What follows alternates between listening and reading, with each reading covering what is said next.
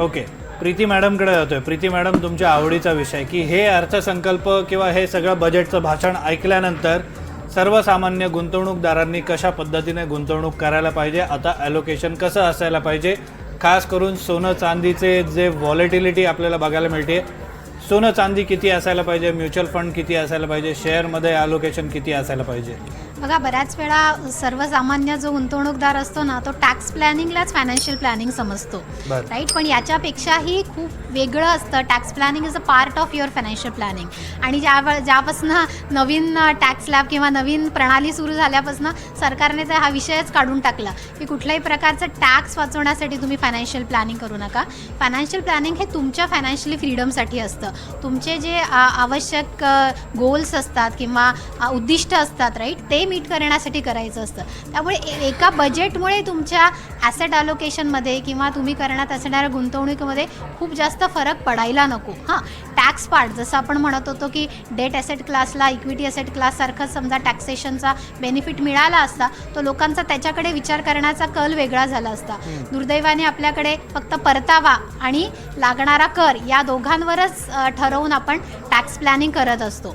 पण हे लक्षात घ्या की जेव्हा तुम्ही फायनान्शियल प्लॅनिंग करता त्यावेळी जेव्हा तुम्ही फायनान्शियल इन्स्ट्रुमेंट चूज करतात, हे तुमच्या आर्थिक लक्ष्याशी निगडीत असणं खूप गरजेचं आहे.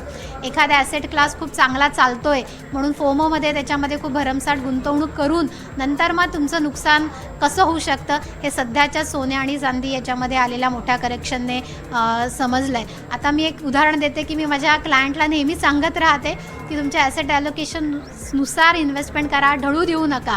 पण बऱ्याच लोकांना वाटतं की आता मी माझे अतिरिक्त पैसे दुसरीकडे शेअर मार्केट जेव्हा करेक्ट झाले तिथे न टाकता सोन्यात टाकू, आणि 2 दिवसापासून आता त्याच क्लायंट्सचे मेसेजेस येत आहेत की मॅडम आता मी काय करू.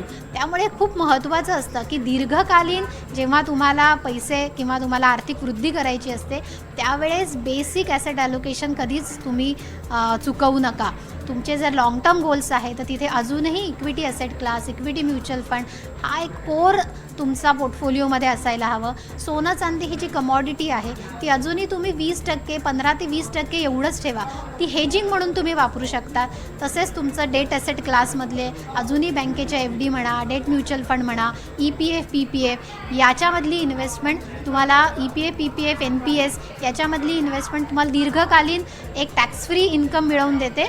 आणि शॉर्ट टर्म गोलसाठी अजूनही बँकेच्या FD, पोस्टातले काही डिपॉझिट्स म्हणा किंवा डेट म्युच्युअल फंड हे तुम्हाला डाऊनसाईड प्रोटेक्शन देतात. त्यामुळे वेगवेगळ्या ठिकाणी थोडं ॲलोकेशन नेहमी असू द्या.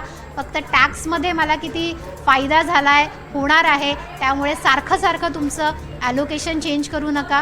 कारण की त्यामुळे काय होतं की तुमच्यातला कॉन्फिडन्सच जातो की दरवेळेस चेंज करायचं म्हटलं की ॲप्लिकेबल टॅक्स भरावा लागतो, तुमचं कंपाऊंडिंग तुम्ही कट करता.